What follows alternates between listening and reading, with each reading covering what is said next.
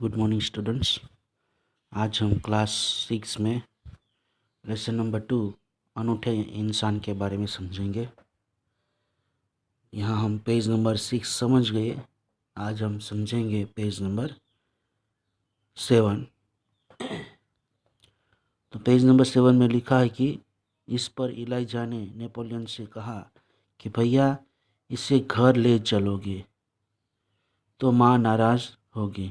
यानी कि अमरुद वाली लड़की के अमरुद गिर गए थे, हाँ, तो उसका इसलिए उसकी माँ उसको डांटेंगी।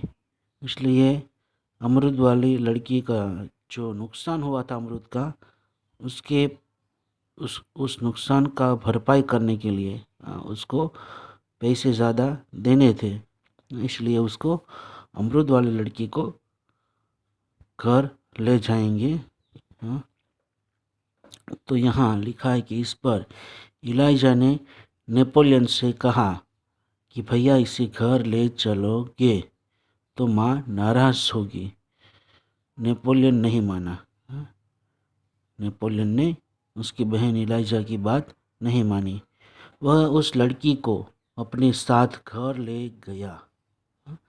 वह नेपोलियन उस लड़की को अपने साथ घर ले गया।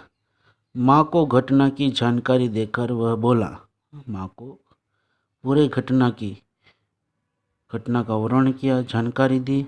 देकर वह बोला, नेपोलियन बोला कि माँ आप मुझे जो जेब खर्च देती हैं, जो जेब खर्च के पैसे देती हो, उसमें से इस लड़की को पैसे दे दीजिए। इसमें से उस अमरुद वाली लड़की का जो अमरुद गिर गए मेरी वजह से, उसकी भरपाई करने के लिए, उसके नुकसान का भरपाई करने के लिए उसको मेरी जेब खर्च में से पैसे दे दीजिए।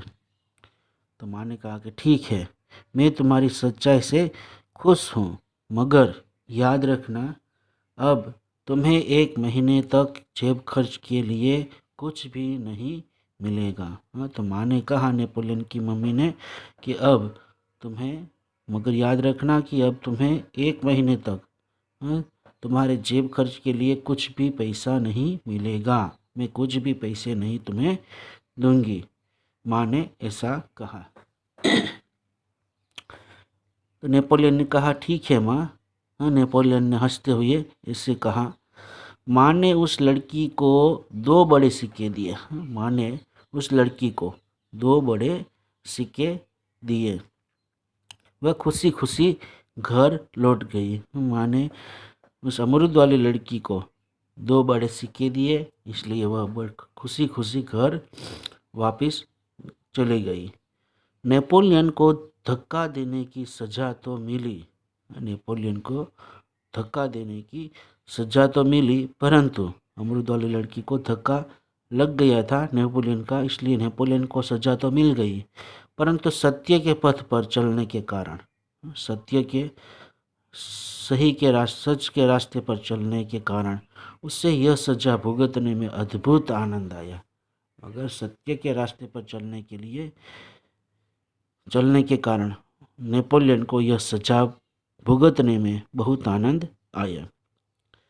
वास्तव में नेपोलियन सच्चाई के पथ पर चलने वाला इंसान था। बचपन से ही उसे खुद पर दृढ़ विश्वास था और दृढ़ इच्छा शक्ति भी।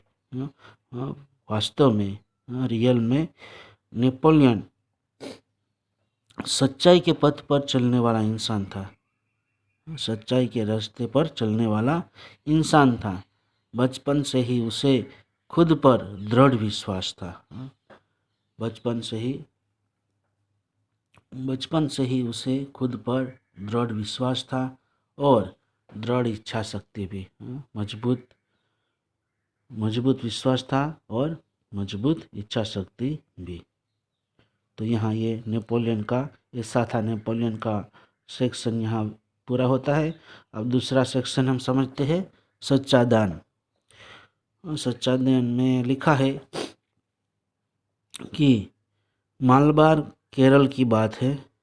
वहाँ बडगरा नाम के एक गांव में सभा का आयोजन किया गया।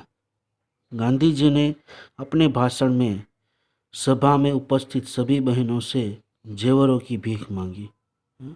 मलबार नाम का केरल राज्य में एक गांव था, मलबार की बात है। वहाँ बडगरा नाम के एक गांव में सभा का आयोजन किया गया। वहाँ बडगरा नाम के एक गांव में सभा का आयोजन किया गया था।